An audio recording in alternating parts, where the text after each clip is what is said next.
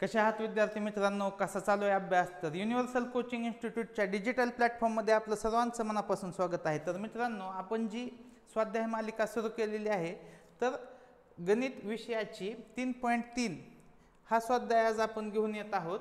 बघा, स्वाध्याय 3.3 मधील ही उदाहरणं आहेत. तर ती उदाहरणं कशी सोडवायची तर ते बघूया. चला चालू करूया व्हिडिओ. तर बघा, आपल्याला प्रश्न काय आहे पहिला, तर 21 ते 30 पर्यंतच्या मूळ संख्यांची बेरीज व संयुक्त संख्यांची बेरीज यांमधील फरकास पुढीलपैकी कोणत्या संख्येने निश्चेष भाग जातो. मग आपल्याला काय करायचे की आपल्याला 21 ते 30 पर्यंतच्या मूळ संख्या कोणत्या आणि संयुक्त संख्या कोणत्या त्या शोधायच्यात. तर बघा, 21 ही कसली संख्या आहे, तर 21 संयुक्त संख्या आहे. त्याच्या आधी मी तुम्हाला सांगतो की संयुक्त संख्या म्हणजे काय, की ज्या संख्येला दुसऱ्या कोणत्या तरी, म्हणजे समजा 4 ही संख्या आहे, 4 ह्या संख्येला 4 ने भाग जातो, 1 ने पण भाग जातो आणि 2 ने पण भाग जातो. मग ज्या संख्येला 30 संख्या आणि 1 सोडून दुसऱ्या कोणत्या तरी संख्येने भाग जात असेल तर त्याला आपण काय म्हणतो, संयुक्त संख्या म्हणतो. आणि समजा 5 ही संख्या आहे, 5ला फक्त 5 ने आणि 1 नेच भाग जातो, म्हणजे 5 कशी संख्या झाली तर 5 ही झाली मूळ संख्या. मग आपल्याला काय सांगितलंय की 21 ते 30 पर्यंतच्या संयुक्त संख्या आणि मूळ संख्या यातील फरक. तर बघा, 21 ही कशी झाली संयुक्त संख्या. आपण काय करू, संयुक्त संख्या एका बाजूला लिहूया. तर कोणत्या आहेत, 21 आहे, 22 आहे, 23 ही मूळ संख्या आहे, 23 मूळ संख्या आहे, 24 आहे, 25, 26, 27, 28 आणि 30. कारण की 29 कशी आहे मूळ संख्या. 23 आणि 29 ची बेरीज किती येईल, तर 23 आणि 29 ची बेरीज आली 52. आता यांची बेरीज करून घेऊया आपण. 1 आणि 2 3, 3 आणि 4 7, 7 आणि 5 12, 12 आणि 6 18, 18 आणि 7 25, 25 आणि 8 किती 33, हातचे आले 3, 3 आणि 3 6, 6 आणि 2 8, 8 आणि 2 10, 12 14 16 18 20, म्हणजे ही बेरीज किती आली 203. आपल्याला काय सांगितले की फरक शोधायचा आहे. 203 मधून 52 गेले किती येईल 151, म्हणजे 151. मग आपण पर्याय बघू.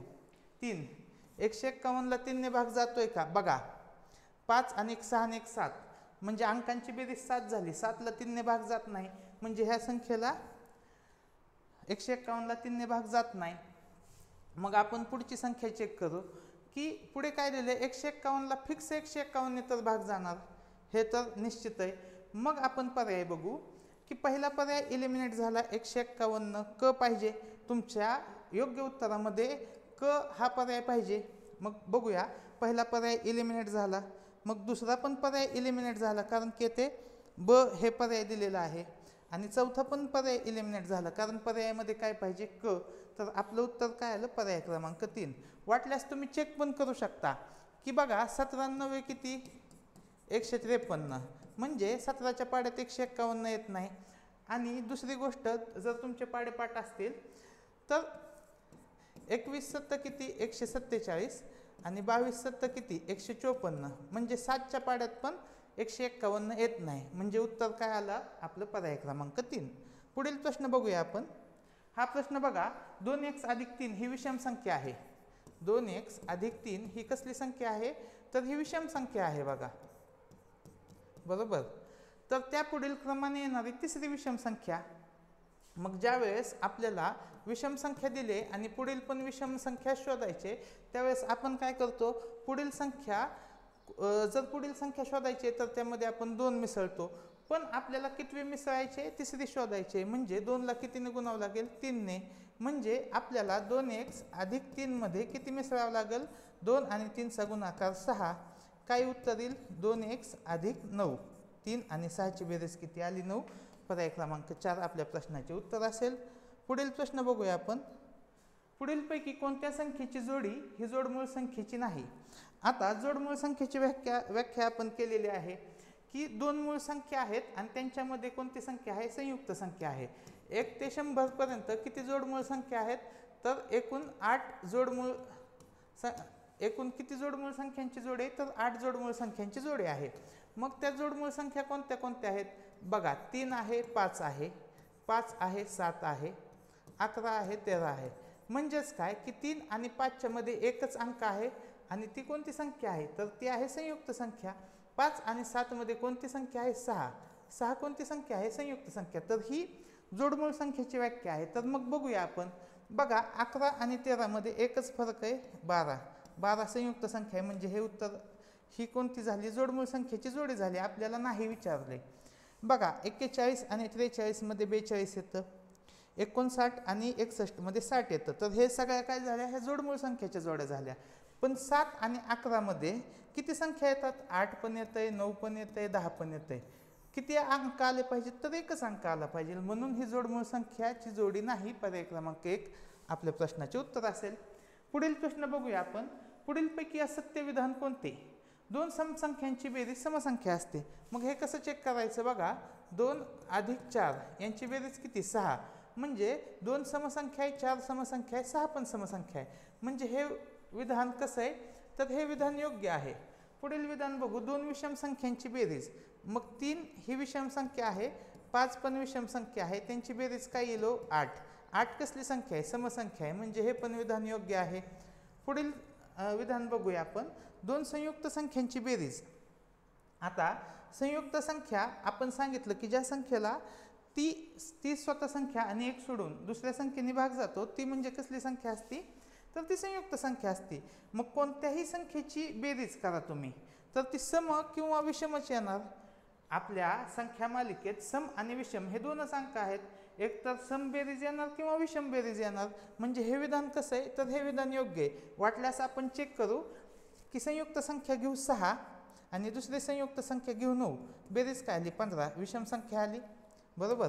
6 ही पण अजून एक संख्या घेऊ आपण 9 आणि दुसरी संयुक्त संख्या घेऊ 15.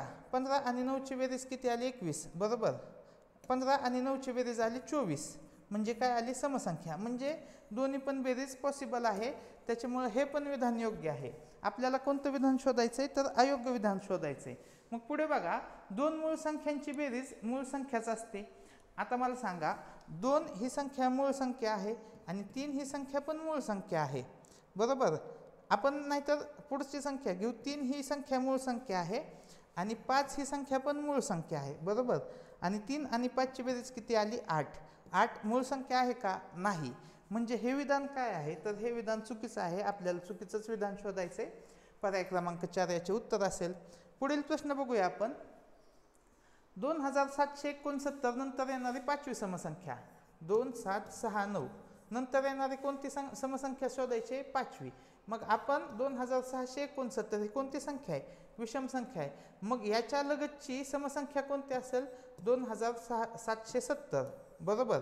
आपण काय करतो की पुढील समसंख्या काढतो आणि आता आपल्याला किती शोधायची होती? 5वी. पण ही पहिली आली. आता किती राहिल्या? 4. तर आपण काय करतो? 4ची दुप्पट 8 यामध्ये मिसळतो.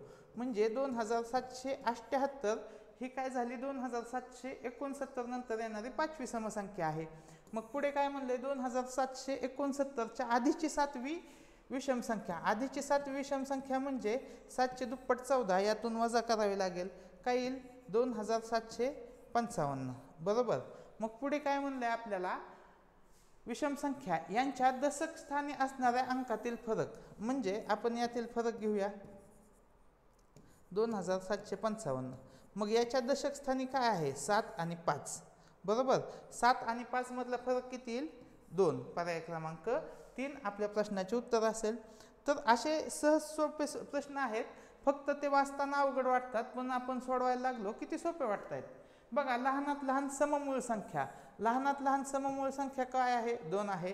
व लहानात लहान विषममूळ संख्या. लहानात लहान विषममूळ संख्या काय आहे? 3 आहे. यांच्या बेरजेचा वर्ग. यांची बेरीज किती आली? 5. आणि 5चा वर्ग काय असतो? सर्वांना माहिती की तो असतो 25. पर्याय क्रमांक 2 आपल्या प्रश्नाचे उत्तर येईल. पुढील प्रश्न बघूया आपण. 4567 नंतर येणारी 6वी समसंख्या. बघा, 4567 आहे आणि त्याच्यानंतर येणारी 6वी समसंख्या. मग याच्यानंतर लगतची समसंख्या कोणती? 4566 आहे आणि आपल्याला कुठली शोधायची? 6वी. तर राहिल्या किती? 5. याच्यामध्ये 5ची दुप्पट 10 ॲड केली तर 4576 ही संख्या येईल, बरोबर. आता आपल्याला काय विचारलंय? ती तर संख्या मिळाली आपल्याला. 4567 नंतर येणारी समसंख्या येईल 4568 आणि यांची बेरीज येईल 4578 बरोबर. ठीक आहे, पुढे काय म्हणलंय, व 10वी विषम संख्या 4567 नंतरची 10वी विषम संख्या काय असेल की यामध्ये आपण किती ॲड करणार, 10चे दुप्पट 20, 4587. पुढे काय म्हणलंय आपल्याला, तर यांच्यातील फरकाचा वर्ग म्हणजे ह्या दोन संख्या आहेत त्यांच्यातील फरक आपल्याला शोधायचा आहे. 4587 वजा 4578 यांच्यातील फरक किती आला, 9. 9चा वर्ग काय असतो, 9चा वर्ग असतो 81. पर्याय क्रमांक 3 आपल्या प्रश्नाचे उत्तर येईल. पुढील प्रश्न बघूया आपण. 555 नंतर येणाऱ्या 11व्या समसंख्येचे वर्गमूळ किती. बघा याची ट्रिक काय असू शकते की 555 नंतर येणारी जी वर्गसंख्या आहे ती कोणती, 576 आणि 576चं वर्गमूळ किती, 24. असं उत्तर काढू शकतो आपण. पण आपण चेक करूया किती संख्या येते का. तर बघा 555 नंतर येणारी 11वी समसंख्या, 555 नंतर येणारी समसंख्या कोणती, 556 बरोबर. 556 आणि 11चे दुप्पट 11वी तर आपल्याला एक तर मिळाली, मग राहिल्या किती 10. 10चे दुप्पट किती 20. 556 मध्ये 20 मिसळलं तर किती आलं 576. 576चं वर्गमूळ काढलं. 576 हा कोणाचा वर्ग आहे, तर तो 24चा वर्ग आहे. पर्याय क्रमांक 3 आपल्या प्रश्नाचे उत्तर येईल. पुढील प्रश्न बघूया, प्रश्न क्रमांक 9. 2763 नंतर येणारी 17वी समसंख्या. मग 2763 नंतरची समसंख्या कोणते, 2764. मग राहिल्या किती संख्या, 17 होत्या, आता राहिल्या 16. 16चे दुप्पट किती 32. यामध्ये 32 ॲड करू, 2798 आपल्या प्रश्नाचे उत्तर येईल. 32 ॲड केल्यावर 96 येईल, सॉरी 2796 आपल्या प्रश्नाचे उत्तर येईल. पर्याय क्रमांक 3 हे आपल्या प्रश्नाचे उत्तर असेल. पुढील प्रश्न बघूया आपण की 37560 या संख्येस पुढीलपैकी कोणकोणत्या संख्येने निश्चेष भाग जात नाही. काय विचारले, नाही. मग बघा एकक स्थानचा अंक काय आहे, 0. म्हणजे 0 असल्यावर 2 ने भाग जातो, 5 ने भाग जातो. म्हणजे 2 ने भाग जाणार, 5 ने भाग जाणार, 5 ने भाग जाणार बरोबर. मग आपल्याला एकाच ऑप्शन म्हणून उत्तर कळलं की ऑप्शन 4 प्रश्न 7 ने भाग जात नसणार आहे, आपल्याला लगेच कळालं. पण तरीही चेक करू की 3 ने भाग जातोय का. मग 3 ने भाग जात असेल तर काय होतं की ह्या संख्यांची बेरीज 3 + 7 + 5 + 6 ह्या बेरजेला 3 ने भाग जातोय का बघा.